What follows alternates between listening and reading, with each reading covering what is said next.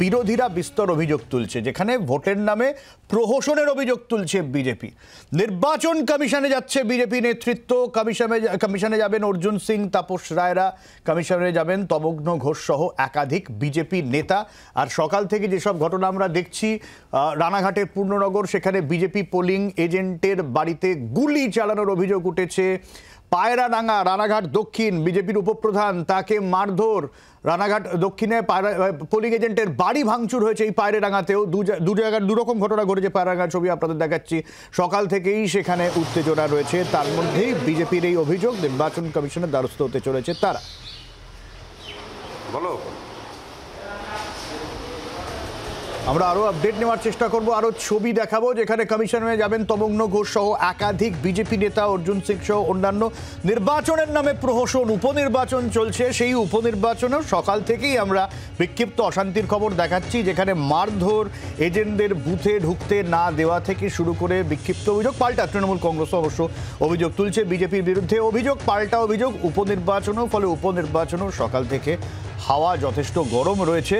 এই জায়গা থেকেই বিজেপির দাবি, নির্বাচন হচ্ছে না, নির্বাচনের নামে প্রহসন, ভোট দিতে দেওয়া হচ্ছে না, অবাধে ছাপ্পা চলছে।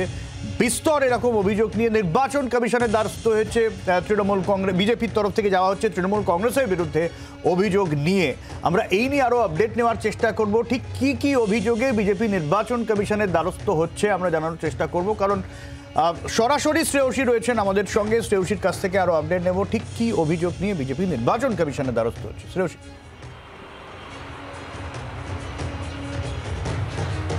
একেবারে দেখো, আর কিছুক্ষণের মধ্যেই বিজেপির যারা নেতৃত্ব রয়েছেন, এখানে ইলেকশনে মূলত দায়িত্বে যারা রয়েছেন, তারা আর কিছুক্ষণের মধ্যেই কিন্তু পৌঁছচ্ছে ইলেকশন কমিশনের অফিসে।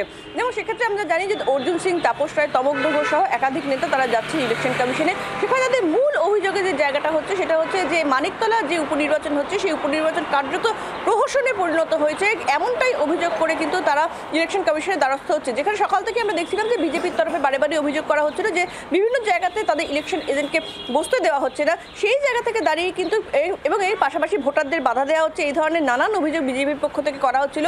কার্যত এই সমস্ত অভিযোগের পরিপ্রেক্ষিতে এই ভোট একটা প্রহসনে পরিণত হয়েছে, এমনই অভিযোগ করে কিন্তু ইলেকশন কমিশনে যাচ্ছে বিজেপি নেতৃত্ব। বাংলার আওয়াজ, বাঙালির আবেগ, জি 24 ঘন্টা।